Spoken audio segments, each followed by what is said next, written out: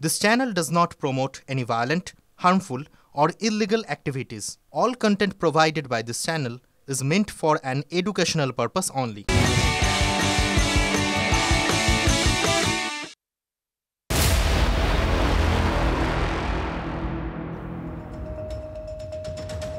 আর একবার স্বাগত টিভি9 বাংলায়। নজর এই মুহূর্তের বড় খবরের দিকে। শেষ হলো সব পক্ষে সওয়াল জবাব। অবশেষে তিলোত্তম ধর্ষণ খুন মামলার রায় দান হতে চলেছে।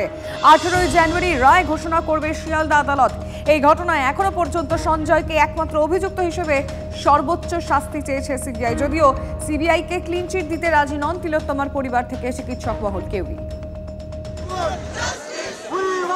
তিলোত্তমার জন্য বিচার চেয়ে দিনের পর দিন এভাবেই গর্জে উঠেছে চিকিৎসক থেকে নাগরিক সমাজ। অবশেষে সেই বিচারের দিন আসন্ন। 18 জানুয়ারি আরজিকর খুন ধর্ষণ মামলার রায় ঘোষণা।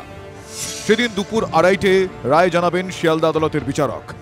ঘটনার 5 মাস 9 দিন পর হবে রায়দান। বৃহস্পতিবার শিয়ালদা আদালতে শেষ হয়েছে এই মামলার শুনানি।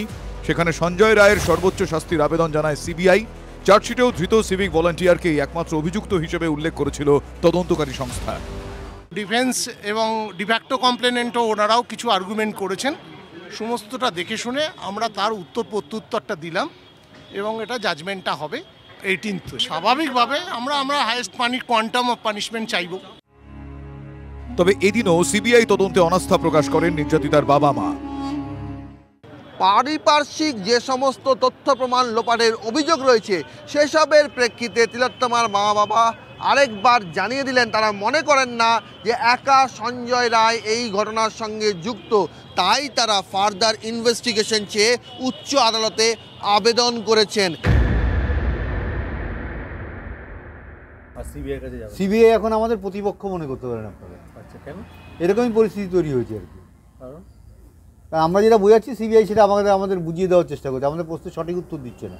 সিবিআই তো কারোর সঙ্গে কোনো না কোনো ব্যাপার আছেই, নইলে এরকম করলো কেন? তাহলে রাজ্য পুলিশ যা করেছিল 5 মাসে সিবিআই সেটাতেই তকমা লাগিয়েছে এবং সঞ্জয় রায় একাদশী এটাই প্রমাণ করেছে। কিন্তু আমরা মনে করি সঞ্জয় একা কিছুতেই এ কাজ করতে পারে না। একটা জনবহুল হসপিটাল এবং আমার মেয়ে সেখানে একজন কর্তব্যরত ডাক্তার।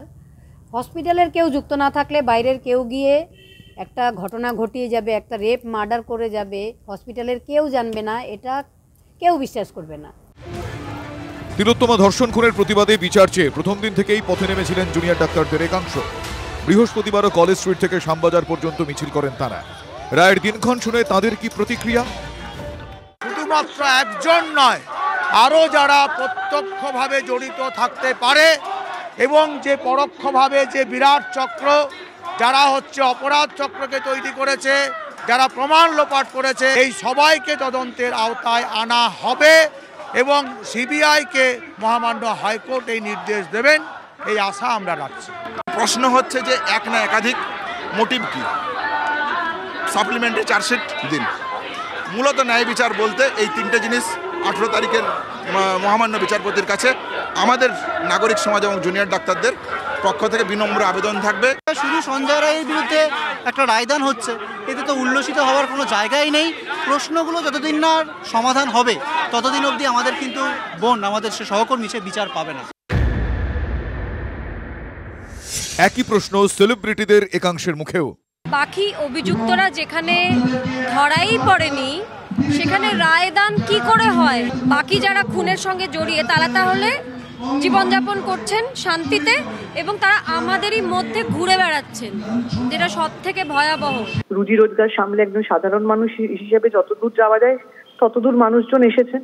তারপরেও আমাদের বিচারের দিকে তাকিয়ে বসে থাকতেই হবে, সংবিধানের দিকে তাকিয়ে বসে থাকতে হবে, কোর্টের রায়ের উপর দিকে তাকিয়ে বসে থাকতে হবে। এখনো আমরা মনে করি ডেফিনেটলি সঞ্জয় রায় একা নয়, তখনও তাদের পাশে ছিলাম, এখনো তাদের পাশে আছি। বিশ্বাস করে একা সঞ্জয় রায় এটা করতে পারে না। আর একটা ধনঞ্জয়ের দিকে এই সরকার নিয়ে যাচ্ছে। শেষ দিনের শুনানিতে আদালতের সামনে একগুচ্ছ প্রশ্ন রাখেন নির্যাতিতার পরিবারের আইনজীবী। এই রায়দান মানে হচ্ছে এই কেসটা এখানে শেষ হয়ে গেল, এই কেসটা এখানে ইতি হয়ে গেল তা নয়। যেইটুকু তথ্য পাওয়া গেছে, যেই পার্টটাতে সঞ্জয় রায়ের উপর চার্জশিট রয়েছে, সেইটুকু তথ্যর ওপর বেস করে সেই আমাদের আর্গুমেন্ট ছিল, সেই ওপরে বেস করে এভিডেন্স হয়েছে এবং সেইটার উপর বেস করেই জজ সাহেব জাজমেন্ট দেবে। পরবর্তীকালে সাপ্লিমেন্টারি চার্জশিটে যদি বাকি কারুর নামে উঠে আসে তাহলে তাদের যেমন এই কেসেতে সাক্ষ্য গ্রহণ হয়েছে সেই সাক্ষ্য গ্রহণ আর্গুমেন্ট সবকিছু হবে।